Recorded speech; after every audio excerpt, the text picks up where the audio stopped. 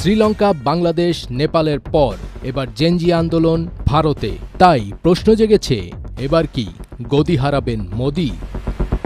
চিন্তার ভাঁজ স্পষ্ট হয়ে উঠেছে মোদি সরকারের কপালে। তবে কি এবার নরেন্দ্র মোদিকেও পালাতে হবে ভারত ছেড়ে? এমনিতেই যুক্তরাষ্ট্রের সাথে বেশ টানাপোড়েন চলছে মোদি সরকারের। এর মধ্যে অভ্যন্তরীণ উষ্ণতা বৃদ্ধি কোনো ভালো লক্ষণ নয় ভারতের জন্য। কোনো বিশেষজ্ঞ তো ভারতে সেনা অভ্যুত্থানের কথাও বলছেন, কারণ দীর্ঘদিন ক্ষমতায় থেকে বিরোধী দল ও মতকে দমন করে আসছে মোদি সরকার, যা সেনাদের অন্দরমহলেও নাকি আলোচনা সমালোচনার সৃষ্টি করেছে।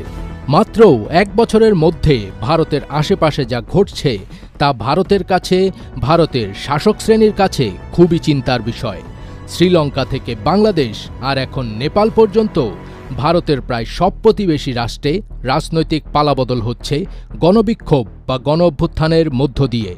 এবং সেগুলো যখন শুরু হচ্ছে, বোঝাও যাচ্ছে না যে ওই ছোট্ট ইস্যুগুলো হঠাৎই এক বিরাট চেহারা নেবে।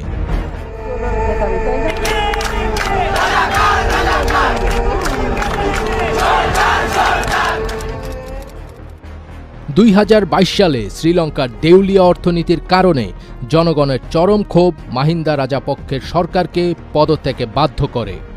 এর মাত্র 2 বছর পর 2024 সালে বাংলাদেশের ছাত্র আন্দোলন এক বিশাল গণবিক্ষোভে পরিণত হয়, যার ফলে সাবেক প্রধানমন্ত্রী শেখ হাসিনাকে দেশ ছেড়ে পালাতে হয়। আর এই তালিকায় এক্কেবারে শেষে নেপাল।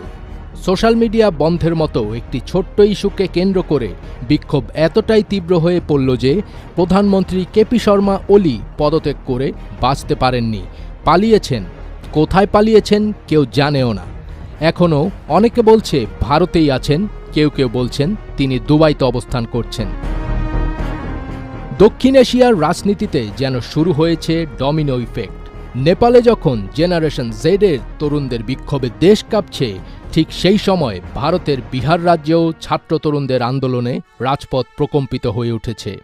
বিহারে হাজার হাজার চাকরি প্রত্যাশী তরুণ শিক্ষক নিয়োগে শূন্যপদ কমানোর প্রতিবাদে রাজপথে নেমে এসেছেন। এতে রাজধানী পাটনার গুরুত্বপূর্ণ সড়কগুলো কার্যত অচল হয়ে পড়েছে।